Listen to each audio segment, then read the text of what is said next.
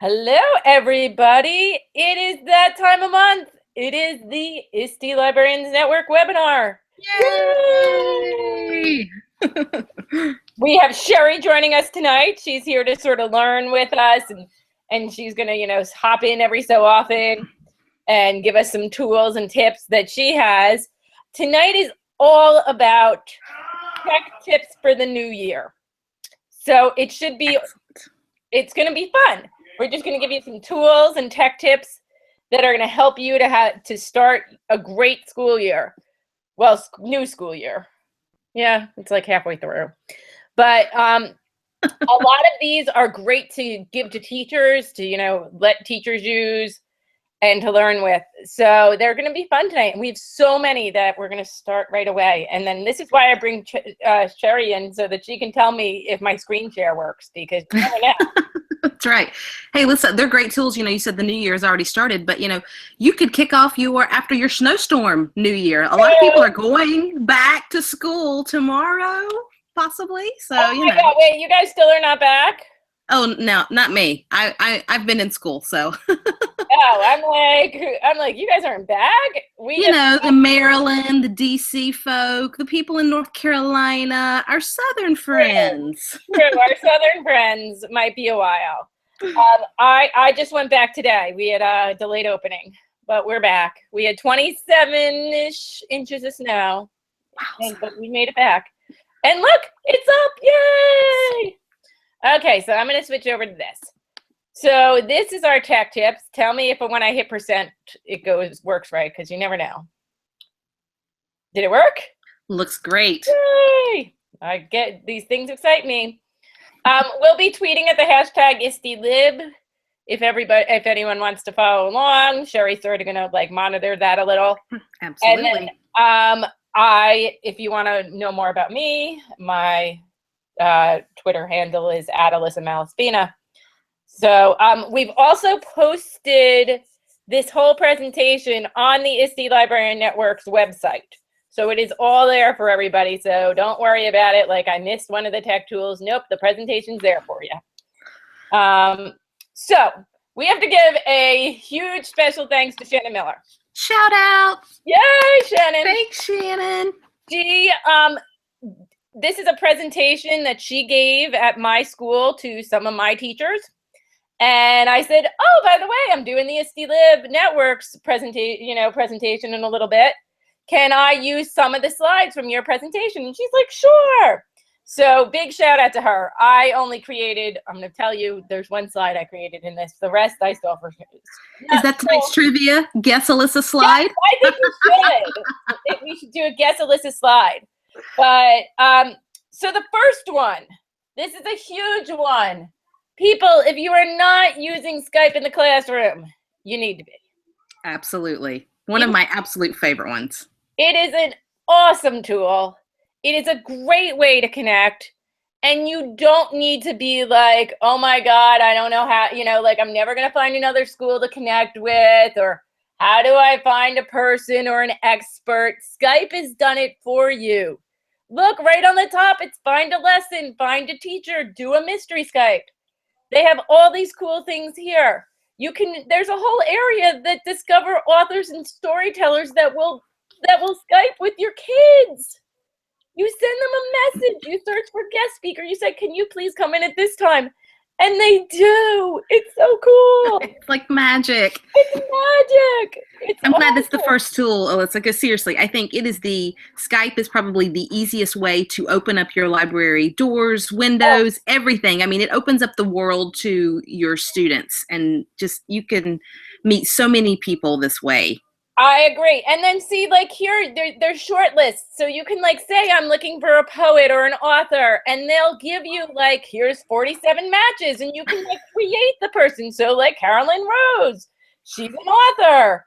You can find out about her. She's a poet and novelist, and she'll Skype with your kids. Awesome. And then, oh, look at that. Well, this is 2015, but 2016 is coming up, people. World Read Out Loud Day is coming up. February 24th. I know.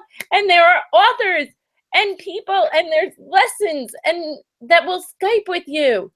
And so all of that's there for you. So look at it, find it, and you'll be able to see all these cool resources for you in Thank Skype you, in the Skype. classroom. And they do virtual field trips.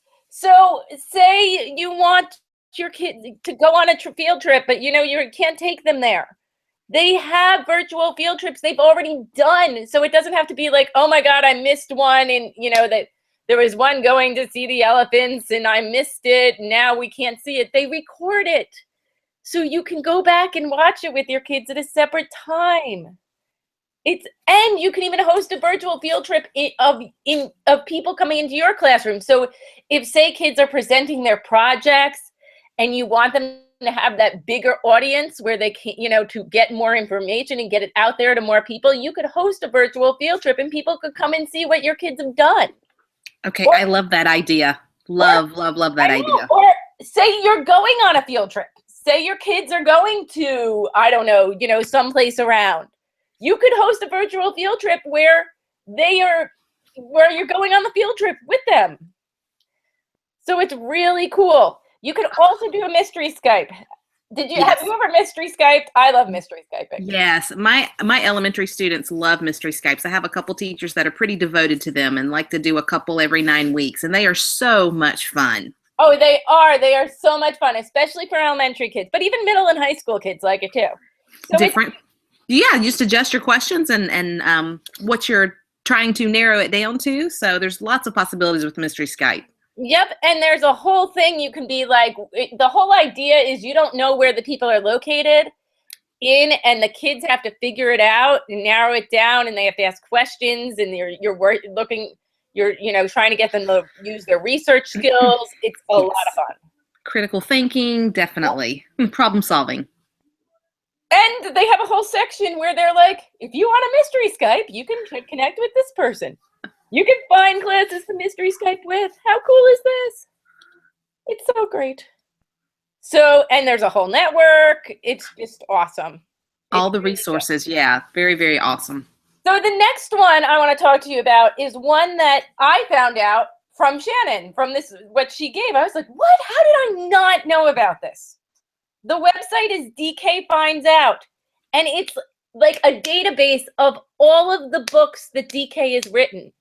So, so everything that DK has put a book about, like if they've had one on a marsupial or like a castles or, anything, you can search and it'll pull up all the information that DK has given you.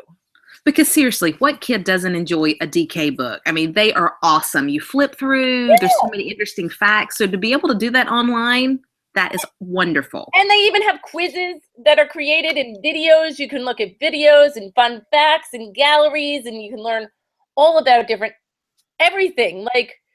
And it's free. It's even better. It's free.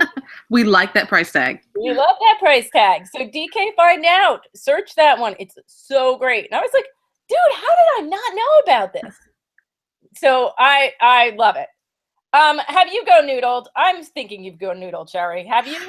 Absolutely. We Go Noodle quite a bit at our school. And again, we use it in the elementary extensively. I have teachers that use it 1 to 2 times a day. We are using it in our middle school this year. I have gotten them into Go Noodling. And nice. The middle school Go Noodle? No, they like it. They've been a lot of the classes, especially we have an English class that's a 2-period long English class, like almost 80, 90 minutes of English. That's too much sitting. They're shot. So they've started to do the Go Noodle videos, and it gets them back and interested and exciting again. And there was a math teacher who the other day was telling me how he was like, I try to do a little Zen with them and breathing and calming down. And I'm like, have you heard of Go Noodle? They have the little videos on how to do that. They have the yoga videos, yes. So not only are there videos that you dance and run around with, but there's videos to meditate and calm down. And it's a great brain break. Our kids can't sit for that long. Dude, I can't sit for that long. Exactly. So you have all these different Go Noodle videos that are out there that'll help you. And it's free. Another great. So, and see, and there's on Go Noodle's website, in their blog area, they tell you like 10 ways to use Go Noodle. You can use it at lunch and recess. If you have indoor recess, snow people, it is now snow time. So indoor recess is a way of life. Make it active for sure, instead of just letting them sit and do things on the computers. Go Noodle is a great way to keep everybody active. Please go Noodle during indoor recess. It's that time of year. Alyssa, Go Noodle would be great if you haven't used it at your school. Wouldn't it be fun to kick off a staff meeting with it? You know what I mean? Really good. Oh my God, that would be so much fun. Actually, I might kick off our staff meetings coming up. Yeah. I mentioned to my principal that we should go Noodle at the beginning. Love it. Yeah. I love that. Go Noodle is a verb now. Let's go Noodle. I mean, yeah. We're going to noodle it up. We're going to go noodle it up. So another website that I love, have you used this one? Yes. It's so great. You know how you want to make those cool little quotes that look really nice and picture-y, and you can put them on your Instagram or your Facebook, or just like have, it looks really pretty, or you want to put it in a presentation you're giving, add it to a slide. Recite allows you to do that. You just put your quote, you hit the click on the style you like, and it creates it for you. It's that simple. And it makes it all pretty. Alyssa, it's one of those sites, and I'm one of those weird people that can do things faster on my phone usually. And so a lot of times we're doing something and I'll grab my phone because I have the app that I want, and we're not an Apple school. Right. So I have the app that I want, and I might create something. And then since I've discovered this website, now it's like, oh no, we can make it look all pretty on Recite This and just grab that JPEG. So it's kept me from kind of switching back and forth and emailing things to myself that I've created on my phone. So it's a great one. And kids of all ages, and teachers too, love using this. I remember the first time I shared it with staff, I had a teacher respond back with how much they liked it using the website. So they got A++. Yeah, it's a great little site. I mean, it's very simple to do. You can, look, when you've done your little thing, you can post it to Facebook, Twitter, Pinterest, Tumblr, Stumble Upon. You can download the image, you can permalink, you can email it, you can do a lot with it. And it's just so it's simple. It is very user-friendly for sure. And look how beautiful it looks. Look, that's one that was made with Recite. Okay? How beautiful is that? It takes the quote and it just makes it so much better and prettier, and you don't have to be like the world's best graphic artist. Exactly. Oh, and look, here's two more, okay? And you can put them into book reports or projects you're doing or stuff like that. It's just nice. Speaking of beautiful designs. Oh my God, this is my favorite website. This is my students' favorite website. How do you say it? I call it Canva. Or Canva is what I say too, Canva. I sometimes say Canva. I don't know. I mess up all the time. But honestly, my favorite website, one of my favorite websites, because you can do so much with it. It is such a powerful design tool, and it can be a graphic design tool, but it also has templates for magazines and posters and presentations, and it's all free. I love that it sizes it for you. I mean, we're looking at this example here as far as you can kind of choose what you want, what type of size to make it. And some websites still don't do that for you. And they'll say, oh, no, that picture's too big. Yes. And you need to size it down. And you're like, oh, what's that website where I can compress it? And it's such a hassle. On Canva, it just does it all for you. And so oh my God, it does it for wonderful. You. And it's free, and it works with Google. It has a Google sign-in, and it works on Chromebooks, which is a big thing because a lot of people are like, I used to do that brochure project or that magazine project, and now I don't have my Word or my publisher to be able to do that. What do I use? This is the site. The designs that you make from this site look like you are a professional designer. Agreed. It makes everything look it just super awesome. We're doing our school newspaper. We're doing a school magazine, like a magazine with the kids publishing the kids' work. We're using Okay. Canva. We're doing Wow. Canva because, and I looked at it, like the design that the kids made. I was like, oh my God, it looks like it's a professional magazine. No, just using the templates in there. The kids pick it up so quickly. I'm telling you, you play around with it within 5 or 10 minutes. You can upload images. You can search for images that they already have. They have some free ones, or they have some paid ones. You can, switch, do a gazillion fonts and colors and filters, and there's so much, and the kids pick it up very, very quickly. Alyssa, are you using the free version as well? We are using the free version. Yes. There is an education version that Shannon was telling me about. I haven't looked into that yet, but there is. We just use the free version. Okay, me too. I was just checking as far as, with all the students using it, but it's easy to create accounts. And so, yeah, that's wonderful. Oh, they all have their Google accounts. They log in with their Google account. It's simple. It's quick. It works. And we use the free version. You can get everything you need on the free version. So look here. So it has like all these different templates. You can do events, album covers, infographics. When you want to design infographics, they have an area. They have it. And they have lots of templates that you can manipulate from. They have magazines and flyers and business cards and social media posts, and you name it, they have basically a template for it. And then when you get in there, all you do, like this is if you wanted to make your Facebook cover, you can, choose the different ones right in there, and you can just put in what you want. You can choose different layouts. You can choose text. You can choose the background. You can upload your own images, or you can search their images. They have different, they also have video guides too.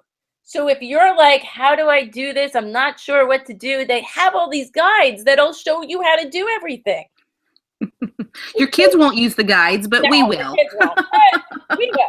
They even have teaching materials. They have workshops and basics for branding and shapes and layouts and graphic design that you can use with the kids, or you can learn yourself, because graphic design is so important.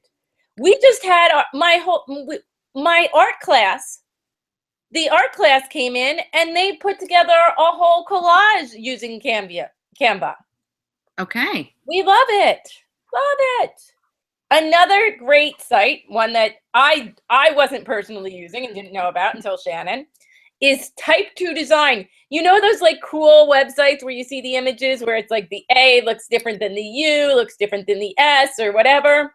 Right. Well, you literally type in what you want the word to say, and it pulls up the image, like it pulls up all these fun letters, and you could click on a letter. Like if you didn't like that U, you could be like, I don't like that U, and it'll give you another U. It's very similar to an app that I use that's called Retype. I use that a lot on my phone. Oh, see, I didn't know that one. But yeah, and then when you find like the image you like, you can just download it and share it, and you can put it into presentations, or put it into the Canva project you're making. You can do that too. It's a fun little way to get your little pictures in. There's really no excuse for bad images anymore. You know, as far as all these different tools, it makes it so simple, and a variety of them. So your students and teachers can find the ones that they enjoy using the most. And I think it's really good to have different options. You say, well, this one sort of does the same thing, but it's going to appeal to different students and different teachers, because we just all like. I agree with you. And I also like the idea of like app smashing. Like we had our kids design, they were doing this collage. So they were making the collage in Canva, but they were taking some of the pictures they wanted and using PicMonkey to really like funky them out and like, change the filters and design things and put different graphics in or words in. And then they were taking that image and then putting it into Canva. Nice. Same type of thing. Don't be like, I have to stick with this one app to do everything. A lot of the times you can, smash things together. I can only use the tools PowerPoint provides. Right. No. Don't be that person. Please don't be that person. So if you do not know about Jeopardy Rocks, you need to know about Jeopardy Rocks. It is the easiest, simplest way to create a Jeopardy game. It's all online. You get a link to it. It's no like, oh my God, remember when back in the old days when you would do like that PowerPoint and you'd have to link the slide to the other slide to make it so that the board, oh my God. I do remember that, and it was horrible, but worth it in the end. Right. This is easy and fun and completely worth it because the kids love it too. This is so easy, so much fun. You can have up to 4 players or 4 teams. And literally they like click in, you type in your little answer. You can embed pictures and videos. Then you've got like, when you've done your little thing, you get your game link and you can play it now. And you can put videos in and pictures in to it. It's a great website. Great. So much easier to do Jeopardy games, people. And if you wanted, you could send it to the kids and they could do it as, say, a review for a test. Yes, that would be a great thing, and have that link. I know a lot of people know about Kahoot and use that, and that's one that we love, but I don't think as many people know about Jeopardy Rocks, so that's a great one to share. And I think it is a great one to share. So the next one, I'm going to say Plickered? Plickers, yes. Have you Plickered before? I have. We did a lot of Plickering at Nancy. I'll shout out to Nancy Jo Lambert, her session at ASL back in November. So I have just I had heard of Plickers. I had seen the Plicker shirts. I think I might have a Plicker shirt, but I had not Plickered. All right. And I kept being like, I got to learn more about, it's one of those things where I'm like, I got to learn more about it. I got to understand it more. Well, Shannon started talking about it with our teachers, and our teachers were like, oh my God, this is so cool. And seriously, it is great because you just print out the cards, you go on their website, it's free. You can download the app on the App Store. You print out their little cards. And on the card, it has like an A, B, C, and D. And then what else does it have? It has like a 1 and 2, I think. I think that's right. As far as it's almost a non-tech tool to bring into the classroom. Right. If you don't have devices for everybody, it's a great way to, scan the room to assess who's getting in and answers from different students. So instead of, sometimes teachers will do like the little whiteboard and you write your answer on it and the kids are not supposed, and then you hold it up and the kids are supposed to be able to see what's going on quickly. Are they getting the information? You want to do a quick exit tool at the end. Did they get what they wanted to learn? Well, you can give them the Plicker card and you can project like a question onto the board, like, a multiple choice question, and then the kids hold up their card, in the right way so that like C is facing up, and then you take your phone with the Plicker app and you scan the room and it will tell you how many people have the right answer. So you definitely will see like Johnny has it right or Johnny has it wrong, or look, Eric got C, Felicia got D.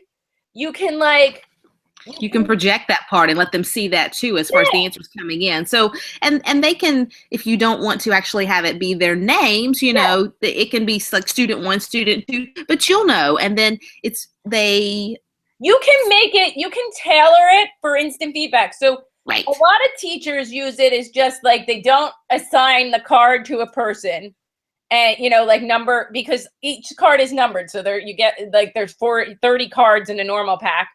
And, you could make it that in your little app when you're setting up your class that Johnny always has, card 2. And that way you could do, very detailed information to figure out exactly is Johnny getting the right things every time you do it. Sure. Most of the time, teachers will just use it where they'll just, take the card and they don't care as much about all that data, that data. They're just trying to get like, did most of the kids get that question right or not? Right. And then the kids, when they see the answer go up, as far as they know as well. And so they can self-correct without everybody knowing, because pointing. The kids can't tell what the other kid put up. Right. So it's, it's a great tool, very good tool, easy to use, easy to make questions for. A lot of fun. It's great. So another one. How many of you do you have the cardboard? I do. I have a couple of the Star Wars cardboard. I did too. I have some Star Wars cardboards. Thank you, Verizon. I was going to say, actually, thanks to you, I think that I saw you post it and I was like, oh, I have to have those. Yes. So I got like 3 of them for my library. And, exactly. And you know, they're not that expensive either. So you can go online, find cardboard cheap. And the thing is, there are some really good apps out there. Google Expeditions is starting to expand their, you know, Discovery VR has a really good app that has some really good cardboard material in it. But there's YouTube 360 videos too. Have you tried those? Yeah, there's a lot of those. So there's also a lot of videos on YouTube. Yes. That are 360 videos. There's and virtual tours. Like there's a virtual tour of Buckingham Palace and other 360 videos out there, like roller coaster ones and different ones. So I became obsessed one night by looking at all these 360 videos thinking, oh my God, there's so many cool ones, but they're all over the place. So I put together a little YouTube playlist that lists like all the ones that I found on the YouTubes. Let's see if I pull it up, of VR video experiences. So I have 27 videos right now on different ones that you can do. And when I find more on the YouTubes, I will just add it. But this is a great little, like, if you want, go right in here, go to my playlist, and you have a playlist of great videos for you to watch and to use with your cardboard. It's a lot of fun. I love that that's your favorite because I do love the Google Expeditions, but I love those 360 videos. It's so much fun. That's our favorite thing to do as far as for the kids to get one of the viewers like that and share the different videos with each other. And hey, have you seen this? And it's still so much fun to watch them experience and have and the up and the down. And I love the Google Cardboard. Right now is I haven't been able to videotape any of the experiences because my school is a no phone school. I know, but because they have their computers throughout the day, we don't allow phones in the school, like during the school day. Right. And so because of that, the kids don't have their phones. If they have their phone, they're usually in their locker. Yeah. So when they want to do the experience, you know, it's usually my phone that I'm using to let them do the experience. Like, I can't take a picture because it's my phone. Right. Taking a picture of you doing it. But it's a lot of fun. The kids, oh my God, do they love doing the cardboard. And if you Google Expeditions, like you said, they're expanding. So if they're expanding. As far as they're looking for schools to visit and beta testers and things like that. I mean, I just keep putting my name in. We didn't get visited this month, but I'm hopeful that eventually we can get Google in and do that because it's so much fun and such a learning experience. I mean, it is. It is. I was lucky enough to Jonathan Rochelle is, if you're not following him on the Twitters, and I'll tweet out his link. He is from New Jersey, and he's really the Google guy that has been doing these expeditions. And he was at Ed Camp, New Jersey, and he had all the Google stuff with him in the expeditions, and we were able to get to really like talk to him about what he was doing and some of the experiences out there, and he was sort of able to share some of the experiences with the teachers there. It was a lot of fun. And he's always tweeting out like what's going on with the Google experiences. So, follow him on the Twitters. There you go. But, so now if you are still looking for websites for teaching and learning, no, you don't need to go any further, people. AASL has them for you every year. They come up with a new list of the best websites for teaching and learning. What a great committee. I mean, because they go through and find all of these different ones. And again, even though we feel like we know all the websites, we don't, because they manage to find, in each different category, there's always something new that I haven't heard about. So And they also do best apps for teaching and learning too. That's right. Every year. And now Chip is begging to go out, so he's just wait a minute. So you're aligning. So they even have bookmarks that you can get for like the best websites, and they break it down by categories. So the best websites for digital storytelling, social communication, curriculum. People, go on there. No excuse. It's so easy. No excuse. And they have like a whole website. It's a perfect thing. Perfect. And now, people, our slideshow is over.